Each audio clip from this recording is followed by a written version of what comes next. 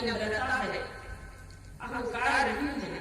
क्योंकि हम देखते हैं कि बारिश जब होती है तो पानी वहीं पर ठहरता है जहाँ पर गड्ढा होता है, और ऊपरी भाग में पानी ठहरता नहीं है, तुरंत ही सूख जाता है। तो सत्संग को सुनते हैं तो मन में अहंकार ना हो। हम ये ना सोचे कि हम किसी के सामने झुके तो छोटा हो जाए। छोटा नहीं होता है, वही महान होता है। जो समझदार होता है वही झुकता है, और समझदार नहीं होता है वो किसी के सामने झुकता नहीं। कोई एक बात कहे तो 10 बातें सुनाने लगती है। सदगुरु कबीर साहब के शब्द है, वो तो पैसा ही हुआ तू मत हुआ, वो जी दुनिया तय गुणवंता मत एक में शान। वो निर्गुण है, उसके पास ज्ञान नहीं है, वो जैसे तैसे आपको बोल रहे हैं तो आप समझदार हो, आप ज्ञानवान हो, आप वैसा व्यवहार उसके साथ ना करो। तो कुछ पाने के लिए कुछ छूना पड़ता है, सीखने के लिए झुकना पड़ता है। नर लोगों भी नीचे ही होता रहता है। जब हम हाथ नीचे करेंगे तभी पानी पी पाएंगे, और नर के ऊपर यदि हाथ रखेंगे तो कभी पानी नहीं पी सकते हैं। प्यास बुझने वाला नहीं है। तो एक बार क्या हुआ कि एक राजा का लड़का शहजादा रास्ता चलते चलते कहीं जा रहा था। रास्ता चलते चलते जा रहा था तो उसको प्यास लगी, पानी की याद आई, तो ढूंढने लगा। तो एक कुएं के पास गया, कुआं मिला।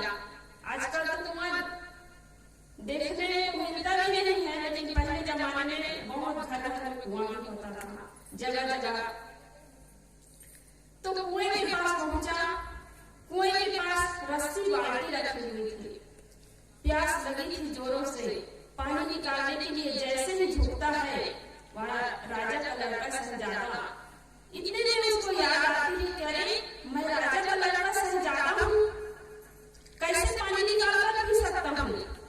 राजा के घर में तो कई नौकर रहते हैं ना, पानी लेने के लिए, गिलास उठाने के लिए, खाने धोने के लिए, बर्तन सफाई के लिए, बिस्तर लगाने के लिए। तो उसको याद आई कि राजा का लड़का, इतना बड़ा आदमी हूँ, कैसे पानी निकाल कर पी सकता हूँ। तो तुरंत रस्सी बाल्टी किनारे में रख दिया और कुएं के पास बैठ गया। पानी निकाल कर मैं पी नहीं सकता। उसके बाद दूसरा लड़का गया, वो भी रास्ता चलते चलते जा रहा था। वो मंत्री का लड़का था, मंत्री जा रहा था। वो शहजादा था, ये मंत्री जा रहा। तो वो भी वही कुएं के पास गया, और जैसे ही पहुंचता है तो राजा के लड़का जो शहजादा था कुएं के पास बैठा, उन्होंने आग्रह किया कि अरे भाई पानी निकाल कर मुझे पिला दीजिए, बहुत जोरों से प्यास लगी है। तो उन्होंने देखा मंत्री का लड़का कि रस्सी बाल्टी लगी हुई है, कुएं में पानी है, और ये कहते हैं कि मैं जोरों से, मुझे जोरों से प्यास लगी है। तो पूछ बैठा कि आप पानी निकाल कर क्यों नहीं पी रहे हैं, रस्सी बाल्टी लगी है, सारी सुविधाएं हैं। तो उन्होंने कहा कि मैं राजा का लड़का शहजादा हूँ, इसलिए पानी निकाल कर नहीं पी सकता। तो दूसरा लड़का ने क्या जवाब दिया, मैं भी मंत्री का लड़का, मंत्री ज्यादा हूँ, मैं भी पानी निकाल कर पिला नहीं सकता न पी नहीं सकता। दोनों एक किनारे में बैठ गया। फिर तीसरा लड़की चलते चलते वो भी वहीं पहुंचा, उसको भी प्यास लगी हुई थी। कुएं के पास पहुंचा, रस्सी बाल्टी रखी हुई है, कुएं में पानी है, अब 2 व्यक्ति बैठा हुआ है यहाँ पर। दोनों ने आग्रह किया कि अरे भाई हम लोगों को पानी पिला दो। तो उन्होंने कहा कि आप लोग पानी निकाल कर क्यों नहीं पी सकते हैं। तो एक ने कहा कि मैं राजा का लड़का शहजादा हूँ, इसलिए पानी निकाल कर नहीं पी सकता। दूसरा ने कहा कि मैं मंत्री का लड़का, मंत्री ज्यादा हूँ, इसलिए पानी निकाल कर नहीं पी सकता। तीसरा व्यक्ति जो पहुंचा था उन्होंने कहा कि मैं भी हराम ज्यादा हूँ, पानी निकाल कर पी सकता हूँ लेकिन किसी को पिला नहीं सकता। तो पानी निकाल कर पी लिया और अपना चला गया, और दोनों प्यासे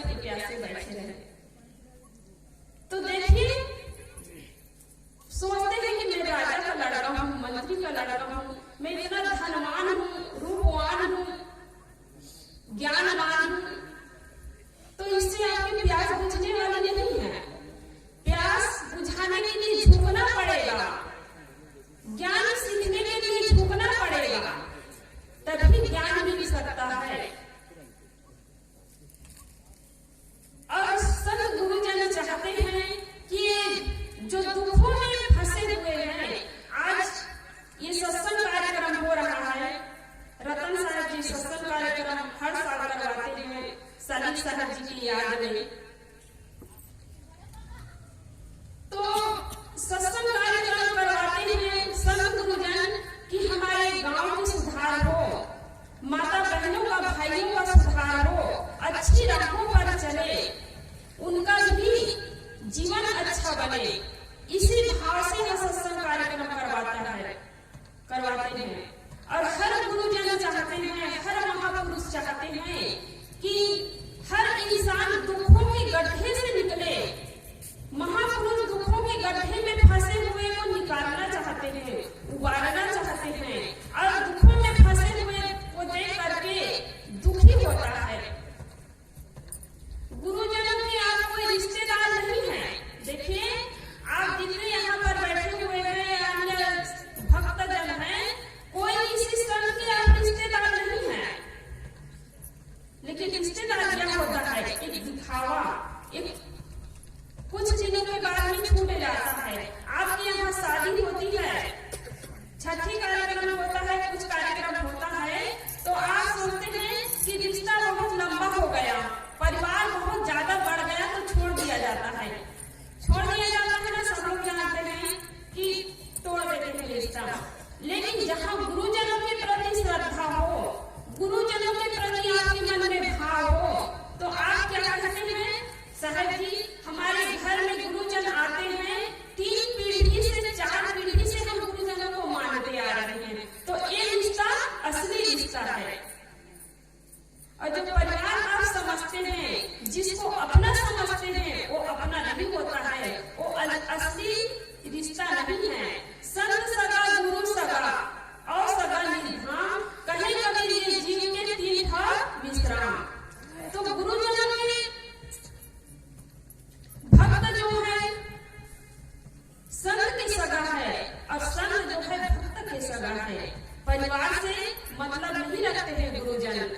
जिसके अंदर में भक्ति है, भाव है, श्रद्धा है, वो प्रिय हो जाते हैं, वो ज्यादा निकट हो जाते हैं। लेकिन परिवार के लोग दूर हो जाते हैं। तो गुरुजन जो होते हैं, सबको दुखों से निकालना चाहते हैं, सबको दुखों से उबारना चाहते हैं। इसलिए सदगुरु कबीर साहब कहते हैं, मैं रोऊं यह जगत को, मोको रोवे न कोई, मोको रोवे सो जना जो शब्द विवेकी होए। जो शब्दों के पारखी है, विवेकी है, वही मेरे लिए रोता है। मैं संसार के दुखों को देख करके रोता हूँ, लेकिन संसार के लोग मेरे लिए नहीं रोते हैं, मतलब मेरी बातों को नहीं समझते हैं। अब सही बात है कि गुरुजन, कोई सज्जन है, गलत रास्ता पकड़ लिया, कोई शराब पी रहे हैं, कोई गुराखू कर रहे हैं, कोई लड़ाई झगड़ा कर रहे हैं, कोई झूठ बोल रहे हैं, तो गुरुजन बड़े प्यार से समझाते हैं कि बेटा ये गलत चीज है, गलत चीज है, इस गलत चीज को ना खाओ, गलत चीज को ना पियो, गलत रास्ते पर ना चलो। तो क्या कहते हैं पता है कि आप लोगों का क्या पैसा जाता है? आप लोगों के जेब का पैसा नहीं जाता है। हम मेहनत करते हैं, कमाते हैं और फिर बोतल चढ़ाते हैं, तो हमारा पैसा जाता है। संतों का क्या जाता है? कि देखिए, जब समझ नहीं है, समझदारी नहीं है, तो ऐसे ऐसे शब्दों का प्रयोग करते, फिर भी गुरुजन शांत भाव से सुनते हैं और बड़े प्यार से समझाते हैं। आज हम देखते हैं गांव-गांव में चौराहे पर मंदिर है, हर गांव में मंदिर मिलेंगे और हर गांव के मंदिर में भगवान विराजमान है। कोई भगवान धनुष बाण लेकर खड़े हैं, राम भगवान धनुष बाण लेकर के खड़े हैं। कोई मंदिर में कृष्ण भगवान, विष्णु भगवान सुदर्शन चक्र लेकर खड़े हुए हैं। कोई मंदिर में हनुमान जी गदा लेकर खड़े हुए हैं।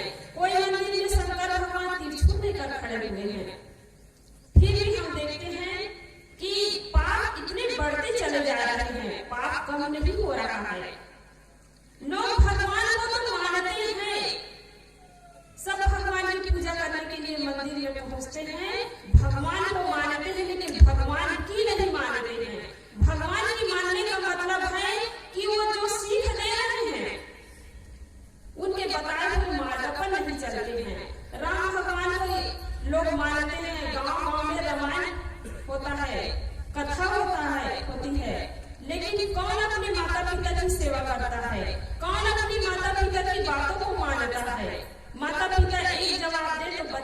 जवाब देता है।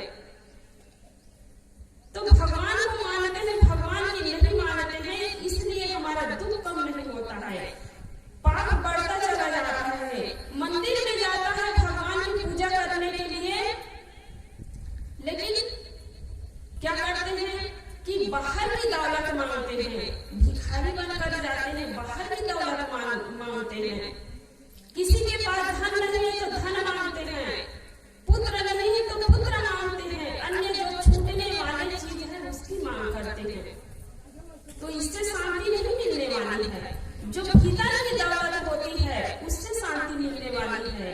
आप सत्संग में आए हैं तो आपको बाहर की दौलत नहीं मिलती है, बाहर की दौलत यहाँ पर बढ़ने वाली नहीं है, यहाँ पर भीतर की दौलत मिलती है।